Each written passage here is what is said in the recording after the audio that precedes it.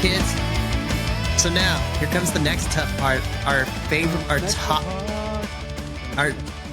Our top male and our top female superstar of the year. Go ahead, Mikey. All right, here we go.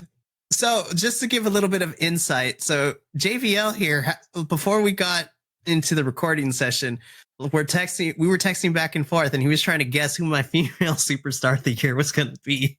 Because Mikey knows who mine's probably going to be, so it's okay. Yeah, I probably won't be surprised, but I didn't want to guess and ruin the surprise. But I'm going to start off with the men first. So my third place for me, for men, goes to Impact Wrestling, Speedball Mike Bailey. Mike Bailey held down the X Division all of 2022. Him and Trey Miguel had some really good matches. And in fact, I think their match at Against All Odds is probably my favorite Mike Bailey match. That was until 2 weeks ago. It's on YouTube, go see it. The hour-long match him and Josh Alexander had this past Thursday. Can I watch the highlights? You could watch the highlights, but they uploaded the whole entire match for free on Impact's wrestling website. That match was so good.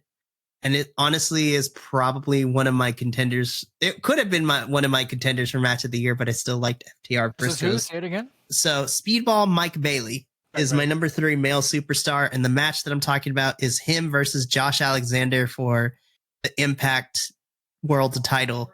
And it was like 2 weeks ago that they, either last Thursday or 2 weeks ago, they had this match. It was great. Hour-long Iron Man. It was ridiculous. It was so good. It's long. Damn. It was really good. My number 2 for male is Will Ospreay. That's because I've become a huge fan of him thanks to Forbidden Door and all his subsequent US appearances. I will also take credit Impact too, because they also made me fall in love with Aussie Open when they were in Impact for a little bit. Just the whole United Empire stable is great because Forbidden Door introduced me to Will, Aussie Open, Jeff Cobb, Great O'Con. It was so many good people. And then, of course, it was a good time. My number 1, and this is my pick for male superstar of the year for me personally, from Impact Wrestling, Josh Alexander. The Walking Weapon is my number 1 male superstar for this year. Number 3 and your number 1 have been tied together recently. There might be a little recency bias from it, but honestly, looking at this year for male superstar, I've enjoyed. Here's the thing. I love Roman Reigns, but thankfully when Triple H took over, I started enjoying it with the Bloodline storyline, but leading into that, I started getting tired of Roman Reigns' long ass title reign.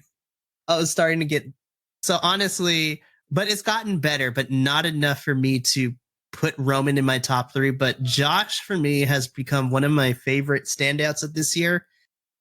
It started off this year because technically he won the title back at Bound for Glory in October of last year until Moose came in and called his shot, which is basically the equivalent of the Money in the Bank briefcase, and took the title for Josh. And it wasn't until March of this year where Josh got the title back from Moose, and he has carried it for the entire year. And he's had some stellar matches against the likes of Ace Austin, Tomohiro Ishii. His match versus Eric Young at Slammiversary is one of my all-time favorites in the title defenses for that title. And the Speedball Mike Bailey match that happened 2 weeks ago was amazing. And even the match against Alex Shelley, of all people, was so good. Josh has become one of my favorites. The only critique I'll give him, he's a phenomenal wrestler. I just need Josh to work on his character a little bit, because he has the charisma of, I don't want to say a wet blanket, but it's very static and very stoic. I like it when he gets passionate in his promos. The lead up between him to his match against Eddie Edwards at Bound for Glory was probably my favorite Josh, because he was fiery, he was passionate, and he was ready to wreck things. And you actually got to see more of a bit of development in his character. That's my only critique, but otherwise, Josh is my number 1 pick for this year. And then, I don't know, do we want to just go around real quick, do the males and then go into females, or should we just knock out both?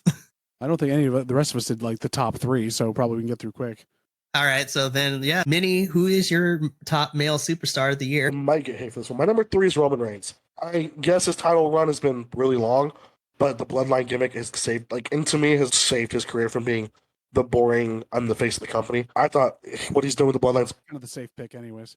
Number 2 is a tie between. I have to put him up there, Kenny Omega. We just didn't do a lot, so he's not number 1. But he's also tied with Will Ospreay. I watched a lot of Will. Because they want to kill each other. Oh, of course. Dude, I'm I excited would for that love- match at Wrestle I'm- Kingdom, by the way. So bad. They both was incredible wrestlers, incredible personalities in the ring. They're awesome. My number 1 is Sami Zayn. Nice. Everything he's done with the bloodline has been awesome. I don't think I've laughed so hard watching a man go, he's not feeling a little oozy. And that broke me on a molecular level. That clip. I saw that clip first on TikTok, then I watched the whole promo right after that, and it was fucking awesome. Of watching Reigns to have to turn around because Jay's, I don't care what the tribal chief says. Great, Roman, he's not being a little oozy right now. And watching them all just break character. After the super serious, oh, you pissed off the tribal chief. Yeah. No, oozy. Just entertainment-wise, he's been awesome. Match-wise, El Generico has been an incredible wrestler for a long time. Hello. Hello. They all say hi. Uh, She hates the camera. She said hi to you guys. That's big. It's because we're awesome. I feel honored. She wants nothing. She hates the. That's cool. But yeah, those are my top 3/4. Honorable mention goes to Kevin Owens. I like everything he's been doing since he got called up from NXT. And I can't wait for his year next year. It's going to be fun. Oh, it's gonna. Incredible. I'm excited. I'm excited. All right, Professor. Who is you're up next? Who's your favorite? So, mine is out of the box, and I cheated because I haven't followed wrestling enough this year. Right. So I'll wax poetic on this a little bit, so don't hate me. A lot of the folks we're talking about, Zayn and Owens and a few others, are the folks that I'm like really geared up to do a deep dive into and watch more matches on. Just because, and the way the year's been and getting wrestling and stuff. I'm going to go full independent. So this is not a superstar. This is somebody completely different. I'm a huge fan of Simon Miller right now. Yes. Simon That's Miller. why. Here's why. 'Cause he's Simon bald, Miller did a heel turn about 6 months ago or so, and you hear his justifications because he was like, I wasn't growing. I wanted to do more character stuff. I just felt like I wasn't this and this.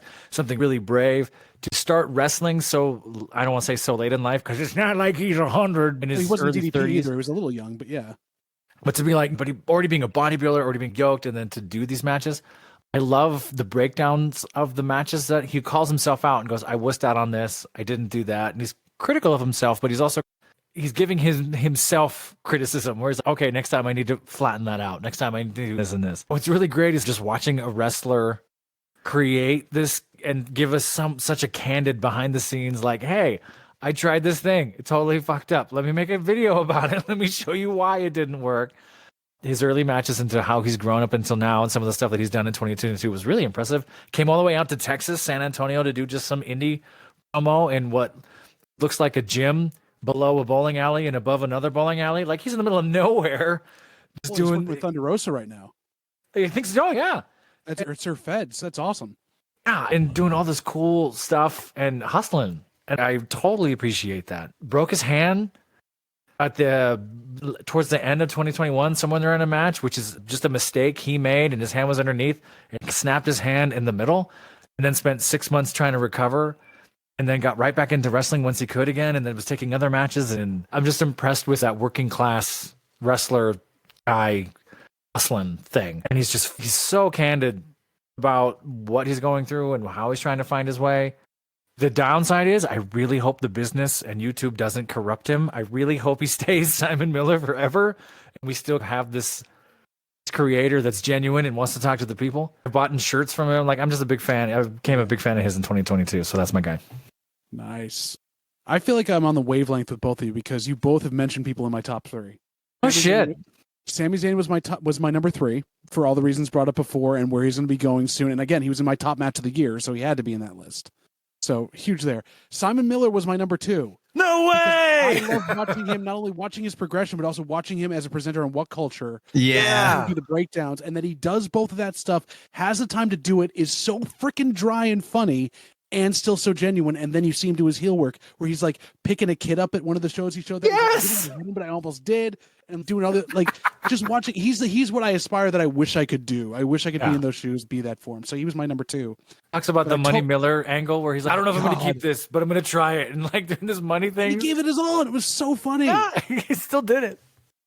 So number 2 there, and then Mikey, this is a cheat. My number 1 wrestler of the year is FTR. It's both of them. I didn't specify it had to be a singular person, but my gosh, like I can't disagree with that. Here's my reasoning, though. So dog collar match aside and all the stuff with the Briscoes, watching them start the year as the heels they were and like doing the stuff with the AAA belts, which was because they're not flippy guys. Then they fought each other, and the match between the both of them solidified it when they could work like that against each other. That was a banger. That match, and then come out of it the way they did. That was that for me. Like that solidified. Like this was their year. Yes, they didn't get the titles off where they should have. Yes, they had 2 banger matches with the Bucks, but didn't get the belts from them, which they should have. They've been booked really badly so far in AEW, but they had a banger freaking year. So FTR, my male superstar of the year. And honestly, just the storytelling too, because like to add credence to that, outside of the Briscoes too, like the storytelling that was involved in that triple threat at Forbidden Door was when I really thought that Dax really got hurt. I was like, no, because everybody was getting injured leading into the pay-per-view, and I was like, oh, please don't. And then he comes back out. I was like, all right, they worked me. But it was FTR. I'm really excited. I'm so excited they got out of where they were under what was in WWE, and they've made so much of their opportunity, and they deserve everything they're getting there, even though they were the guys that also helped bring Edge back. Like, they're best friends with Edge. It's huge. So there's my guys. But it boggles my mind that Sami Zayn and Simon Miller were on my list, and you both talked about them. Awesome. That is why the three of you like are awesome co-hosts. This is going to be fun. That's your ensemble, Mikey. You bring ensembles together, Mikey. The credit's to you. Yeah. Alrighty, so let's just jump into females. So my number yours, or should I know this now? Because you know what mine is. I'll still be surprised. Go for it. Go. So number 3 for me is it pained me, but if I'm looking back at the year, while I enjoyed a lot of her work, like she has transcended into superstardom. My number 3 pick is actually Bianca Belair, and it pained me to put her only at number 3 because that's my number 3 too. Bianca is like, outside of Rhea Ripley, Bianca is my ride or die. Like, she has been the one person from NXT watching her journey from beginning to where she is now. And I will admit this on the air, like her match versus Sasha when she won her first main roster title at WrestleMania, like 2 years ago, I cried because I was super excited. And I was just like, just the genuine emotion of her. Oh, she's going to go places. And this year has been no different. Like, her matches with Becky have been amazing. The triple threat between her and Becky and Asuka at Hell in a Cell was phenomenal. And I was mad that it was the opening match. This should have been the semi-main event, honestly. But it is what it is. And then, while I have some booking issues when it comes to this Bayley trilogy, like listen, I want to put a disclaimer out there. Like, Crown Jewel shouldn't exist for reasons outside we're not going to get into, but that last woman standing match was phenomenal. And I thought that was my favorite match of the trilogy that those three, that Bayley and Bianca had. So she's my number 3. She's had a great year. She's still champion at this point. I'm really interested to see, and then we'll get that into the hopes, this program between her and the new number 1 contender, Alexa Bliss, is where that's going to go, is going to be interesting. So my number 2, and this is actually going to be a shocker to a lot of people. My number 2 female superstar, she came back to WWE, but she was in Impact for a little bit, and that is Miss Mia Yim. Mia Yim has probably, like, I've always liked her when she was in NXT. Like, I mean, she is Mrs. Keith Lee for all intents and purposes, and Keith Lee's great. But I really came to enjoy her even more when she debuted in Impact and when she was wrestling in Impact this year after being released from WWE. And I enjoyed her work when she was part of the Dollhouse in TNA all those years ago. But to see her come into her own, and I like that she's teamed up with AJ and the Good Brothers in WWE for this whole entire thing.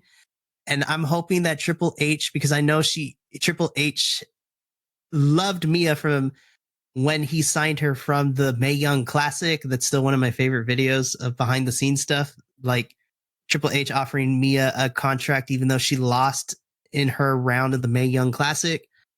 And Mia has been great. I'm excited to see her wrestle more. She's a good asset to the women's division in WWE, and it's going to just the potential matches. we better be getting it soon, but I need to see Mia versus Rhea. Give me that match right now. Because those two women are going to beat the shit out of each other. I want to see Mia versus Bianca. Mia versus Asuka is a match that I didn't know I wanted until I saw her return. I was like, I need this match right now. Mia's great. My number one female comes from Impact Wrestling, and John probably figured this out by process of elimination. Took me My 7 tries. After 7 tries. My female superstar of the year goes to Jordan Grace. So Jordan is an interesting case because I've always enjoyed her work. Last year, when she had her feud with Deonna, was probably one of my favorite women's division storylines across all the brands that happened last year. And this year, like, I could divide her story of this year into 2 parts because she became the inaugural digital media champion for Impact, which is like their TV title equivalent. And her match versus Matt Cardona in a cyber street fight was amazing. Like hitting each other with keyboards and chairs and television screens. It was amazing. But then when she won the Knockouts title in the first ever Women's Queen of the Mountain match, which if y'all don't know what the King of the Mountain match is in TNA, you need to look it up because it is a lot. It is too hard to explain in audio format, but go watch it. And then when she won, she's consistently had some really great matches. The Masha Slamovich duology at Bound for Glory in a regular match, and then the last woman standing match at this last recent Impact pay-per-view was great. Having her like throw Masha in like a tombstone pile driver through a wooden door was amazing. But I think Jordan... Was it mahogany? No, it wasn't mahogany, unfortunately. It's a nice door, man. But Jordan continues to prove that not only is she a good wrestler, but I love her power. Like watching her and Mia this year fight within the men's divisions too has been some of the most phenomenal things ever. Like she was in the Ultimate X match where she was the only female combatant. And then she was also part of the first ever women's X division match with the X Cross match. Jordan has been one of my favorites, and I'm really interested to see what happens at Hard to Kill in January because it's her title versus Mickie James's retirement at Hard to Kill. So if Mickie loses this match, she's retiring because she's been on this last rodeo for the last couple months where she will retire when one of the women's knockout women in the Impact women's division beats her. And pretty much Mickie has beaten every woman. So I'm very interested if Impact is going to let Mickie win or if they're going to let Jordan beat her and retire her. Because she's on that Ric Flair. I was about to say, I'm like, as much as we just shit talked Ric Flair earlier, that was a great run he had when he did that. That was the best. He should have gone out on that because it ended the perfect way. Everything else. That So was Mickie incredible. James, I think it's gonna be. I think we talk shit about Ric Flair because of what we know of Ric Flair, not the accomplishments of Ric Flair. That's true. The Dark Side of the Ring documentary didn't help from this year. Him and Tommy Dreamer both got that deserved, but still, watch Mickie James. If she gets beat, she rides off into the sunset with Nick Aldis, and they get to shit on Billy Corgan. It'll be wonderful. that tripped me out when Nick Aldis is like leaving. I was like, I'm not surprised, but damn. Yeah. Then she's going to return to Crown Jewel 3 years later and have a very mediocre match. I would not be surprised if WWE wants to bring her back. She's going to be in the Rumble this year. Yeah, she has to. She's going to lose, retire, and be in the Rumble. That'd be amazing. But yeah, Jordan Grace is my female superstar of the year. Minnie, who's yours? I don't watch a lot of women's wrestling in general. Philistine. I'm sorry. So most of all 3 of mine come from WWE because that's where a majority of my women's wrestling comes from. Number 3, like I said, I've loved everything she's done so far since she's came up. But I also think the hair whip is fucking dope. I wish they let her use. Yeah, I wish they let her hit people more with her braid. But carry on. I want to see her in a hair match. I think that'd be hilarious. If we lose, you got to cut it off. She'll never do it. But I think it'd be awesome. What's the hair match? That's So the thing now? Hair versus If you they did one in, I think it was WrestleMania 25. It was Bobby Lashley versus Umaga, and Bobby Lashley was being supported by Trump, and Umaga was being supported by McMahon, and whoever lost had to get their hair cut. And of course, Trump's team won, so Vince McMahon got shaved. I think that was actually called a hair match. It's a hair versus. Yeah, I think hair versus hair. One of the most iconic ones for me was when Molly Holly got her head shaved after losing that match. Mine was hair versus mask. Rey Mysterio versus CM Punk. Ooh, that was also a good one. Straight Edge Society. And then there was also Angle versus Edge when Angle was balding. I was going to say, I've heard these. I just forget that they're hair matches. Yep. Stipulations.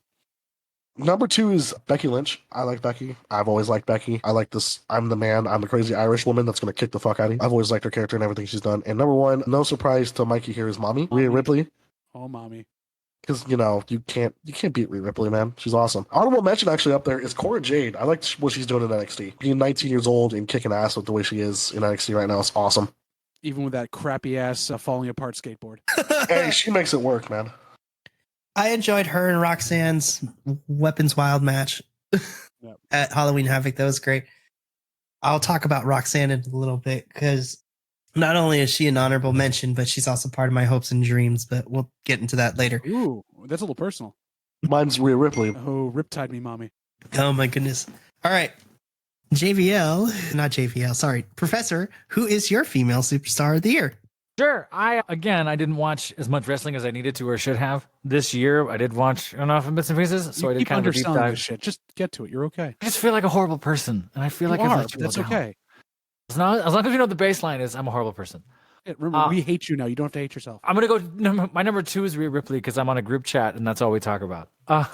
And it's just mommy jokes and memes, and just sort of us going because they're Australians. We all want to be Subnik. That's the thing. I can't hide it either. And the Australians are just funnier and better than us. So I'll take that one. My number 1 is, it's not a cop out, but I just think she's cool as hell. My number 1 is Shotzi Blackheart. Nice. Because Shotzi is, this last year has just blown up. Hosted the Halloween Havoc thing, and I thought she did a great job. I watched a chunk of that actually because she was streaming it, and it was on her Instagram, and I follow her a lot. Her father passed away at the beginning of the year, and then she had to rally after that. I want to say her, Rhea Ripley, and there's 2 other ones from what I was reading, had a match every week for 40 weeks of this year, have consistently. On the house show, yeah. So I went back through and I was digging through some of her highlights and stuff. I watched the Ronda Rousey arc, which I thought was okay. And in my opinion, Shotzi kind of held up Ronda. Like, Ronda did not look great. And once or twice, I thought she broke Shotzi's neck. So Shotzi was able to not get all fucked up from that. That was not a great match. No, and I was watching it and I was like, oh, Shotzi, don't get hurt. And just Shotzi sold the shit out of it. And that became what it became. I think she's a personality. She's overcome so much stuff. She's a high flyer, even though sometimes where I'm like, don't make that jump. That's not so great. There's a few jumps that she missed and they caught her in bits and pieces like that. But I am firmly of the belief that in the coming years, I think she's due to be put over. And I think she's right there.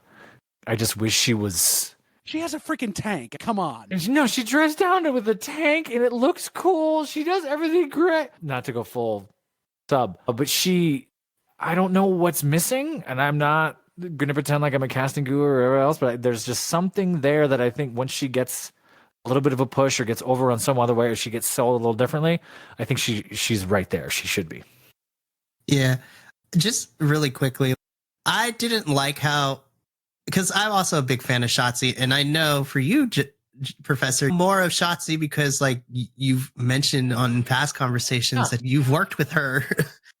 Past 10 years ago, did a horror movie with her. Yeah, it's great, man. So I'm biased, but partly I went back and I was like, what has she been up to? Because she pops up on my feed all the time, and when she hosted Halloween Havoc, I was like, I gotta watch this. I know her, and it was just cool as hell. Yeah, she's great. I didn't like how, granted, the whole women's Money in the Bank match was just a mess to begin with. I didn't appreciate though how hard people were coming for Shotzi in that Money in the Bank after the women's Money in the Bank. I was just like, listen, there was mess ups along the way. And granted, it wasn't Shotzi's best work, but I also didn't like how the internet was coming for her. You're in the middle of a ladder match too. Like, you're never going to have your best work in there. The best. You're trying not to get killed. I wonder how much of it is booking and how much of it is working with others and ensemble and other stuff. She's talented and she's totally a pro, and she sells everything really well. Particularly and case in point, when you look at her against someone who's not a finesse person or technical like a Ronda Rousey, you really see someone like Shotzi shine. So I don't know what it is or what it would take or what that push would be, but I definitely think that she deserves more of an arc. She deserves more shit to do. I would hate for her to become like a host. She needs to win a few matches to show off what moves she has, because right now no one knows what her finisher is. No one knows what she can. The minute they establish who that is, because the character's there, she's got it made, but they have to let her win a few matches. I think you're right. I think that's what it is. It's like when you call out these big names, these legendary names or whatever, you go, oh, this finisher, that match, like that market, like there's Yeah. all that's Tank is cohesive. all, she's got the tank and the look. That's all she's got right now. Not that her as a person, she has much more, but they've Right. only showcased that. That's the thing, and it's similar to like Austin Creed. Austin Creed was right there for a long time, and eventually he's coming, and he's still stuck in that tier of like, I want to see you not be New Day. I want to see all King Woods or Austin Creed. Like, I want to see him pull off a big package. That's all I want to see. Yes. I'm and just as a heads up, if anybody hasn't following, like I think because Mr. Consequence Creed, as he was known in TNA, Xavier Woods, he and Kofi are gonna be busy because they're currently the NXT Tag Team Champions at the moment. Right. Which I'm not mad at. No. But yeah, I love Shotzi. I mean, I've fallen in love with her aesthetic and her look, and just to add to that, it wasn't until maybe October that every match that she's had so far in 2022, October was the first match that she had. I forgot the exact date where she actually won this year. Every other match she's lost every single match this year that she has been involved in until October hit. I was looking at that stat. I just closed the window just a few minutes ago. Like all these defeats.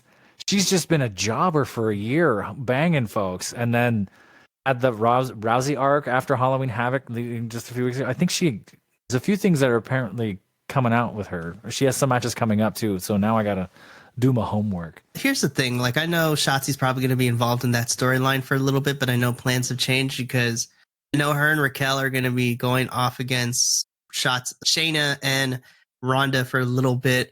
But now, like this past being dragged down by Ronda is Shayna. We'll talk about that in hopes and dreams because she's on my list of what I hope for.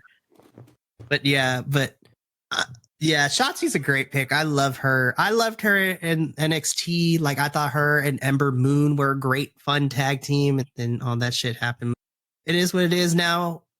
Ember Moon, aka now Athena, is your Ring of Honor Women's Champion now. Which, by the way, that was a good women's match. Just saying. But anyways, all right, JBL. That was in somebody else's list, by the way, of like top whatever. Mercedes versus Athena. Yeah, that was in someone else's top 5 of the year. That was their 5. Athena has one of the coolest finishers ever. Yeah, which is also going to destroy her body, just like the stunner and everything else. She takes it, but yeah. I'm like, just please be careful. Alrighty, JBL. My top 3, I have 2 tied for the honorable mention, and that is Bianca and that is Alba Fire. Both have had an amazing year this year, even with the name change. I've loved Kaylee Ray for years, so I'm so glad she's getting TV time and working as hard as she has and beating the crap out of Toxic Attraction. And Bianca, obviously, for everything that was talked about before. Bro, her match with Mako at NXT UK earlier this year was so good. Last NXT UK match, she is so damn good and needs to be used so much more. But those are my honorable mentions. My number 3 is Becky Lynch for reasons done from big time backs to Back to the Man to the Mom to everything else. This year has been her year, even with the injury.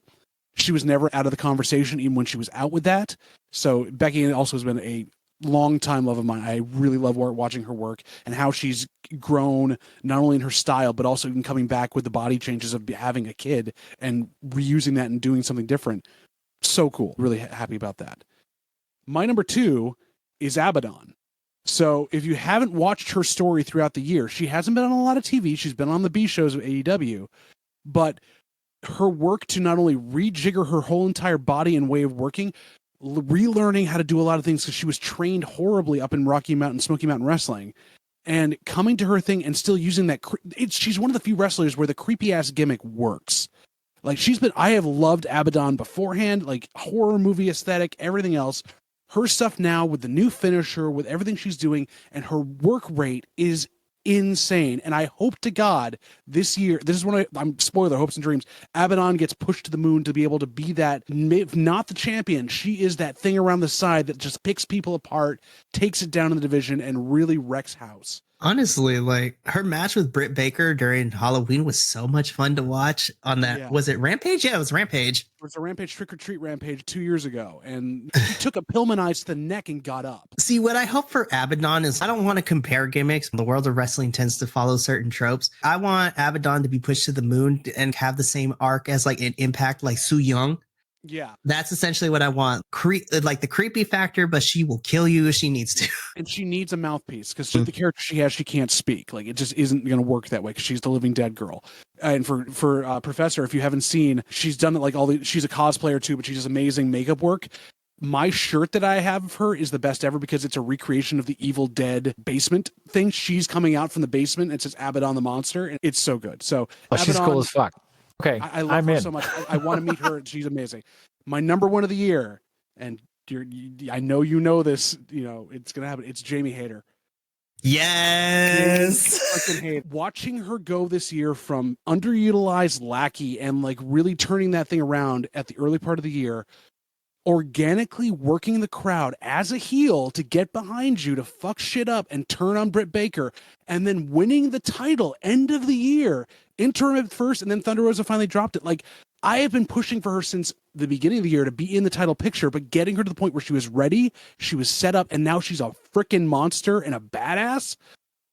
Jamie Hayter all the way. Not to mention she's in that Rhea Ripley thing of, oh yes, I know also I'm so standing for this because I have been a fan of hers for so damn long. But watching that happen, seeing the stuff with Toni Storm, with all that stuff, she has been incredible this year. So that is my number one of the year. And honestly, like the storytelling, because I really enjoyed her match with Tony at Full Gear and the way that the story is, because maybe I'm reading it too wrong, but if I remember correctly, because they haven't explicitly said that, Jamie didn't see Britt do what she did. No. And so and Jamie, for all intents and purposes, believes she beat Tony by herself. But she doesn't know. I'm so excited whenever we pull the trigger on that when Jamie finds out that Britt helped her get the title. Don't wait too long on that. It's going to be too much. And by the way, just sidebar, I love Rebel in that thing. As much as people like rag on Rebel because she can't really wrestle. Rebel's great. He's the best lackey of, I'm going to get up, take a bump, and be so creepy weird. But Jamie Hayter, number one. I love, like, I want to see Hayter versus Abaddon so bad. Like, that is my dream match. Like, hope and dream. I want to see that match next year. Side note, at the time of this recording, I'm actually excited to see Jamie versus Hikaru next week on Dynamite for the title. Yes! Hikaru Shida versus Jamie. Please give them time, Tony Khan. Give them time. Professor, go and watch an Abaddon match or two. Go watch Jamie Hayter stuff. Go. Just looked up Abaddon right now for the first time and saw her with and without the makeup. Damn. Mikey can tell you, since I've known him, I have been talking about Abaddon for about 3 years. And just she keeps getting better and better. And to also be on top of this, she is part of the LGBTQ plus community in a big way too. She's so like she sounds perfect. She sounds like she looks like the better boogeyman. She's only 5 feet tall. Yeah, she's so good. It's so good. She crawls to crawling to the ring. Abaddon. They literally say that. It's so much fun. All right, I'm gonna do a deep dive on that too. You got. I feel like her and Shotzi need to hang out. You will thank. They need to. You will thank me on this. Oh my goodness! Alrighty. Well, you can also tell that I watch a lot more women's wrestling because I love it so much more than I love men's wrestling at this point. It's so much better. Honestly, like I like watch both, but JVL knows this about me. Like my love for women's wrestling is like outshines my love for men's wrestling. But I do like men's wrestling too, because like we got Orange versus Will this year. I guess to encompass before we get into everything, Kenny versus Will is going to be so good at Wrestle Kingdom. I just had a brainstorm. I will find a way to watch that. Make Danhausen Abaddon's mouthpiece. Holy shit. Holy shit. And it can be evil Danhausen or it can be funny Danhausen. It doesn't matter. Both. The two of them together. My mind is blown. That's going to be ready. Holy shit. And then isn't Hook and Danhausen still doing shit together? Kind of. Yeah, kind of. Bro. Bring Hook into that too? Whole new faction? I would be so in. The House of Hookhausen. The House of Hookhausen. Because you said that matchup, it's the House of Black versus the House of Hookhausen. Honestly, like I would not be against. Would you put Abaddon for the triples match, or would you have her do? You make a mixed match challenge with Julia Hart on the other side. Yes. Honestly, really awesome. Julia Hart stole that spooky shit, and she's not doing it as well. But I love Julia Hart; she's doing a good job. The progression of Julia Hart has been very interesting into when she finally joined House of Black. I felt like it went on a little too long, but I do like that transition into her being part of House of Black and breaking away from the Varsity Blondes. But all right, since we're here, let's talk about our hopes and dreams. I hope for a better world for my child. It's And That's the podcast, guys. That's what. All right. This one's going to be interesting because we're going to go all over the place. But honestly, I guess I can summarize my hopes and dreams. I have to be cautiously optimistic here when I say this first one. I hope Roxanne Perez gets a very long title reign in 2023 as NXT Women's Champion. Granted, I was shocked. Now, before all this stuff of Mandy Rose came out, I was shocked that she beat Mandy on a random episode of NXT, like literally 2 days after. That was the funniest departure from like a wrestling company I've ever seen. When she lost, I was like, oh, okay. So she and because Toxic Attraction, awesome. It was a DQ, but technically they lost their match that night too. I'm like, okay, so Mandy and Toxic Attraction are on their way up to main roster. Like, I would not be surprised if they debut a Rumble. And then the next day, Mandy Rose gets released. What the hell is happening? Yeah. Two explicit photos on like, what was it called? Her band fan or something? Or something like that, like fan bands or something like that. $30 to subscribe to that thing, by the way. The photos were too explicit, so they got rid of her. what? Yeah. But I'll say this, though, Mikey, for that hope that might come true as much, because with Mandy out of the picture, they don't really have someone they want to set up to be the next challenger other than Alba Fire at this point, and she's the thing right now. So it's like you don't have anyone else to really challenge.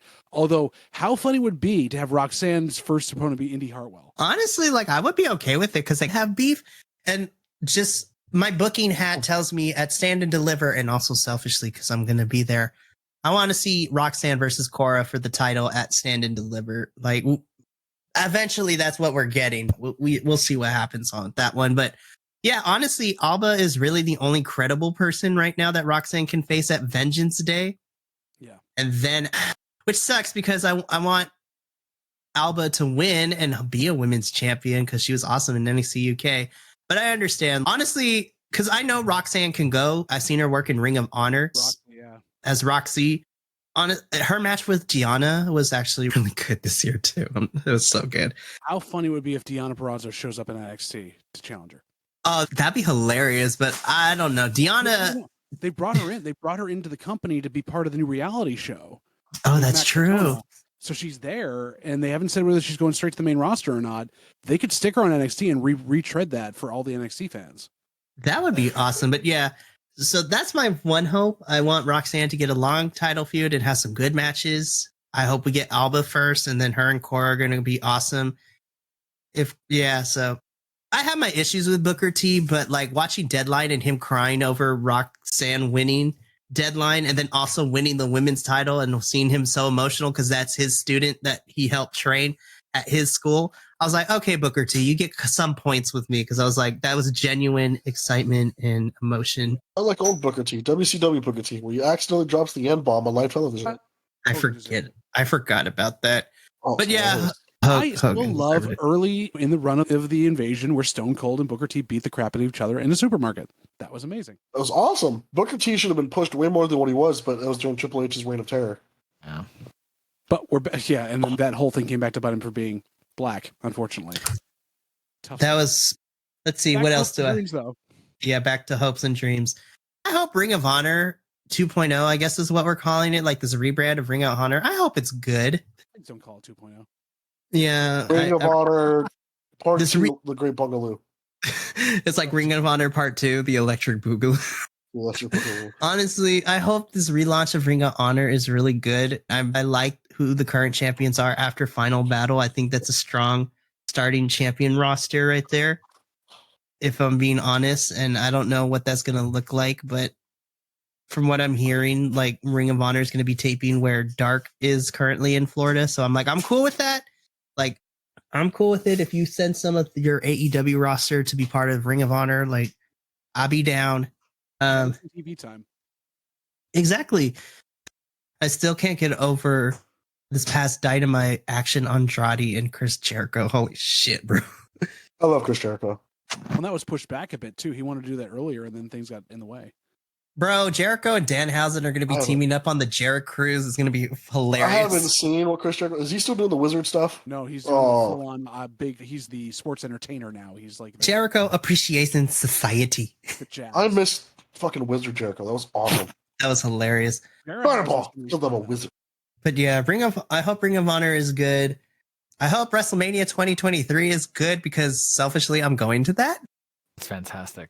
I also hope Stand and Deliver will deliver, pun intended. Sit and deliver.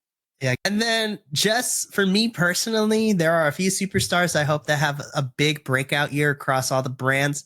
And just to name a few, I hope Rhea Ripley gets a title reign at some point in 2023. Her and Bianca is going to be a ballin' match. Like when we get to that, I'm excited. Replay the best of NXT when they went at each other. Yeah, it's going to be insane. Honestly, I hope, I would like Rhea to get a title because that was the feud that I feel like we missed out a little bit on in NXT, and I would love to see that on main roster.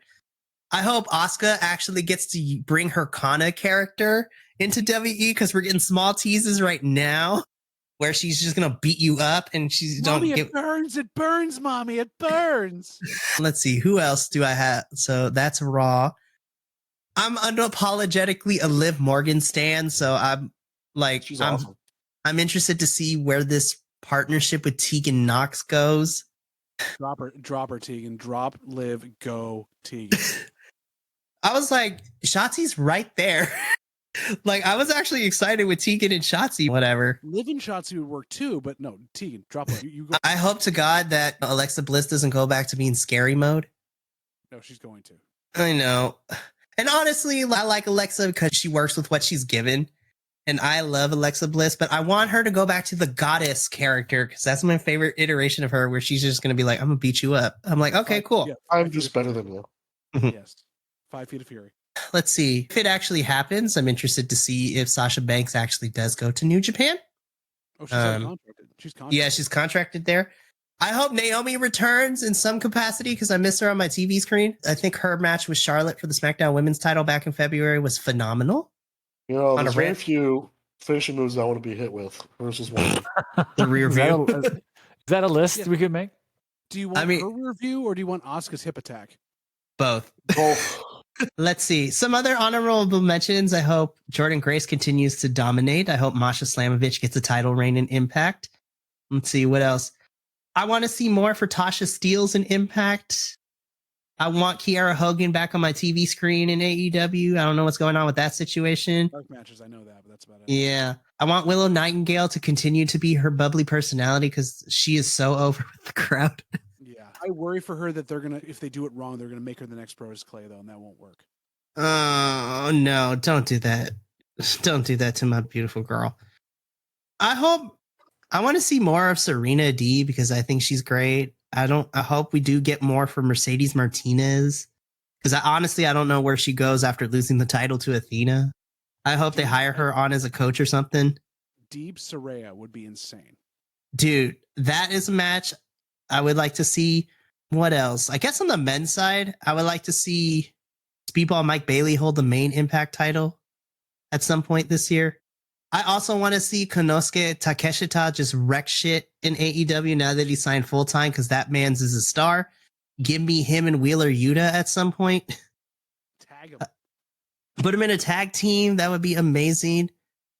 I hope we get, because we already know it's going to happen. I guess the last thing as far as pay-per-views go, I hope Forbidden Door 2 has some build. And just throwing it out there, I don't know if it will ever happen, but I would love to see, I don't know, a free-for-all where Forbidden Door also includes Impact and WE at some point. I don't know. Let's put our differences aside. Let's get all the people together. Because, I would love, currently, if I had to, I would love to see a fatal four-way with all your top champions right now, like Roman versus Josh Alexander versus, not even for titles. I would like to see Roman, Josh, Mox, and just make an actual World Cup. Yeah, exactly. All the companies are involved. Everyone sends everybody everywhere. It's an actual World Cup. That would be amazing. An international Wrestle Kingdom, if you will. Give me 20 matches. Oh, how do you book that, though? How do you get? That's why it's a far shot. How do you get who? You got to make sure everyone gets paid, but then make sure that nobody gets who's willing to put who over and why and how, and that's tough. That's a big negotiation. Plus, also, if that makes it, the hope would be if it does a good enough business that it does, you start to book future ones out of it. We're already so saying we'll give you this to be able to get this on the next one somehow in that thing. Yeah, that would be WWE humbling themselves, and that's Triple H isn't against humbling in certain ways. sure As long as he gets something out of it. Vince would never have done it, but I mean, especially since it's publicly traded, he can humble himself a bit more. And I guess my last one, going to NXT. This Shawn Michaels is doing most of the booking in NXT. Like, I wouldn't be against Grayson Waller beating Braun for the title, if I'm being honest. I don't like Grayson Waller that much, but realistically, there's not. Grayson works perfectly as a shit heel that nobody likes, and I'm cool with it. But I don't know what you do with that. I like Carmelo. He's just missing something for me, and I hope he finds that in 2023. Cameron Grimes needs to be on the main roster immediately, just putting it out there. And my big hope is that wrestling is just it keeps being as entertaining as it is. So that's my hopes and dreams for 2023. Again, all over the place, but those are my hopes and wishes. Got a lot of them. Yeah. Mine are simple. I want to see more Kenny and more Will. And I want to hope that the Rock's daughter does something very good while she's in NXT. Bro, like when they pulled the trigger of that reveal, I was not ready. I was like, what is that? I hope she doesn't get the Tamina Snuka treatment. Poor Tamina. that I know what you're Nia talking about. Jax treatment. Nia Jax treatment. Nia Jax, yeah. Nia Jax, I didn't like her too much. Watching her get RKO'd and then 6-1 at the Royal Rumble was awesome. I don't know enough to have an informed opinion, but I do have opinions, so I don't want to share them. Do it. You're a Do bald it. white man. You can definitely do it. Seriously, I have privilege, damn it. I really wanted to like Nia Jax, knowing Nia Jax's family history and story and everything and stuff. But every match I saw, I was bored, and then just how everything turned into kind of a shoot, and there was just hurting people. I was like, why the fuck are you hurting people? And then again, like we were just talking, like humble yourself and get better, which is fucking rock people in the face. I would love to see her get repackaged as the female Umaga. The That'd be kind Fumaga. of cool. Fumaga. Umaga. That's rad.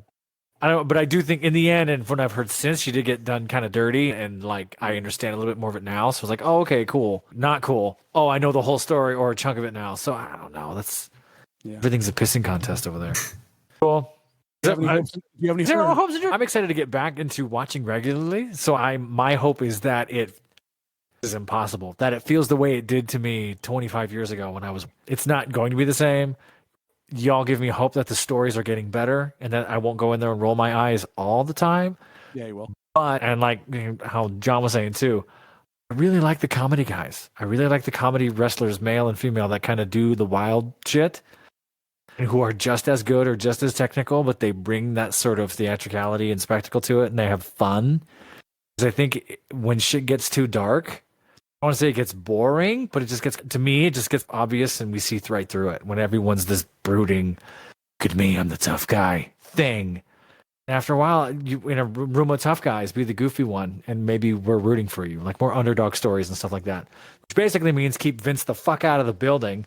As long as Vince is not around, I think the stories will grow and get better. I think that if there's more wrestling, more freedom for these wrestlers, all of them to just create more. It sounds like it's all in that way, and they're trying really hard. One thing I hope, and I don't know, you all might know more than me, if Freddie Prinze Jr. can actually get that unionized SAG-AFTRA wrestling company where they have insurance and they're taken care of and everything's in-house, if that really happens, that's game changing. And I think Freddie Prinze can champion that because Freddie Prinze loves it and has been an advocate for years. If that can really happen, damn, I'm really hopeful to see that. Yeah. It's a lot of great hopes to follow here. My first hope of the year actually came up. I just thought of it now being on the podcast. I hope that the professor goes through a table and lives. That'll be wonderful. It's a goal. We'll see what's happening. I hope that the women in AEW are either given their own show or given more time because they need to be showcased somehow. Whether make Rampage the all-women hour, whatever you need to do, give them more to do, especially with Chris Statlander coming back and all these other great like injured folks that need to come back in. I've missed her on my screen. Yeah. So big on that.